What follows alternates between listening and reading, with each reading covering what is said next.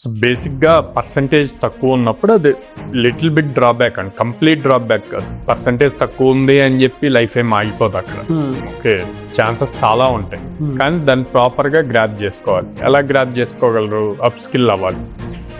ఇక్కడ మనం చాలా వీడియోస్లో అప్ స్కిల్ అని మాట్లాడామండి, కానీ స్టూడెంట్స్ పాయింట్లో అప్ స్కిల్ అంటే జస్ట్ సబ్జెక్ట్ నేర్చుకుంటే చాలు అన్న పాయింట్లో ఉంటున్నారు. ఇక్కడ నేను ఒక క్లారిటీ ఇవ్వాలనుకున్నాను. స్కిల్తో పాటు మైండ్ సెట్ కూడా ప్రాపర్గా ఉండాలి.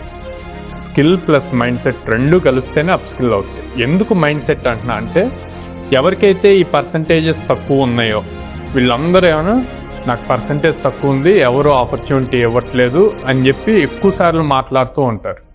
అట్లా నెగిటివ్, అది ఆ నెగిటివ్ ఇంకా ఉండిపోద్ది అన్నమాట మైండ్లో.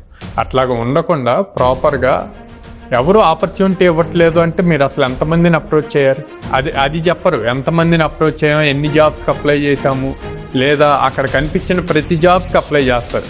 ఆ జాబ్ వీళ్ళ ప్రొఫైల్కి సెట్ అవుద్దా లేదా అన్నది కూడా చూడరు, మళ్ళీ అదొక బ్లేమ్ వేస్తారు అన్నమాట. సో అట్లా కాకుండా ప్రాపర్గా నేను స్కిల్ నేర్చుకుంటాను, స్కిల్తో పాటు ఆపర్చునిటీ వచ్చే టైంకి నేను గ్రాప్ చేయగలను అన్న కాన్ఫిడెన్స్ లెవెల్స్ పెంచుకొని స్కిల్ ప్రాపర్గా నేర్చుకుంటే జాబ్ క్రాక్ చేయొచ్చు.